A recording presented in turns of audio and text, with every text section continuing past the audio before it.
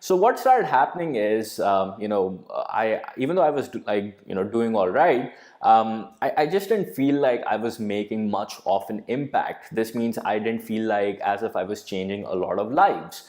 So I remember having this conversation where I was sitting in this penthouse that was sponsored by the company. It was $1 million penthouse in Australia in St. Kilda, Melbourne. And I remember having this conversation with my dad saying that, I just don't feel it. I just don't feel happy. And, the way I thought things would be, it just didn't turn out to be exactly like that.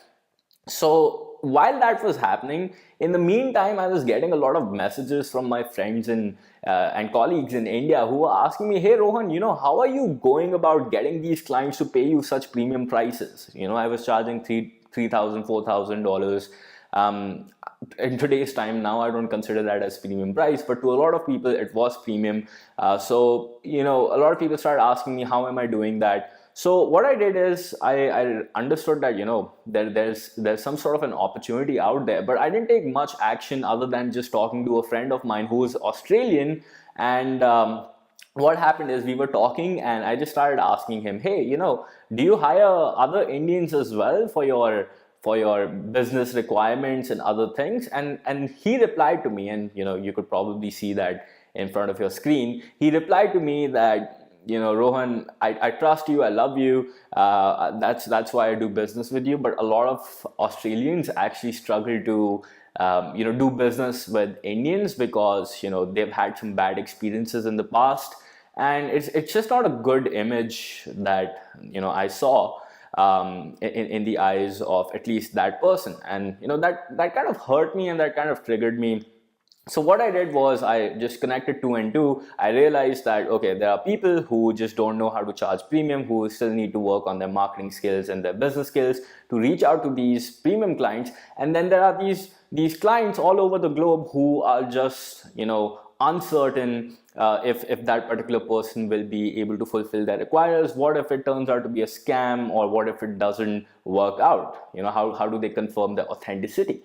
So clearly there was a market requirement, and what I did was I decided to literally say goodbye to all my clients. I left my job as well, and I was back at zero, right? So imagine just all the way from going from making around 7-8 lakhs a month to you just being at zero.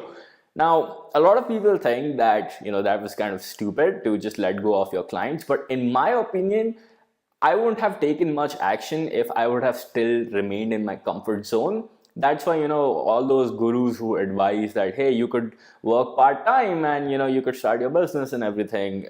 In my opinion, I just personally have seen people who really succeed, and myself as well. Like, you have to go all in if you really wanted to succeed. So that's what I did. I cut all my threads, and I was like, okay, now what do I do? So at that time I was in Australia, and I decided to move to UK. I think I moved to my ex-girlfriend's room because I wanted to save up now. I was relying on my savings and my income had become zero. So that's what I did. I went to my ex-girlfriend's room, and I was just literally just chilling there. I'm not gonna lie. And weeks passed by, and obviously some of my friends started asking me, "So Rohan, what do you do? Like, what will you do now? And what exactly is your position? What are your career goals?" and all those things. So just like what any unemployed person would say with ambition, that, hey, I'm an entrepreneur. So that's what I said. I used to tell people that I'm an entrepreneur, but a lot of them used to ask me, "What's my preneur?" And I didn't have an answer because I didn't have any business going on. I just had these ideas, and I just realized that there was a problem, but I hadn't yet executed it. So that's what I started to do. A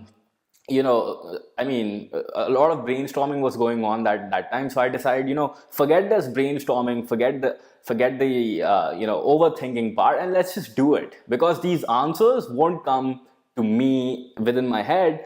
The answers are within the market. So I need to go talk to my market and actually validate this idea and this hypothesis that I had in my mind.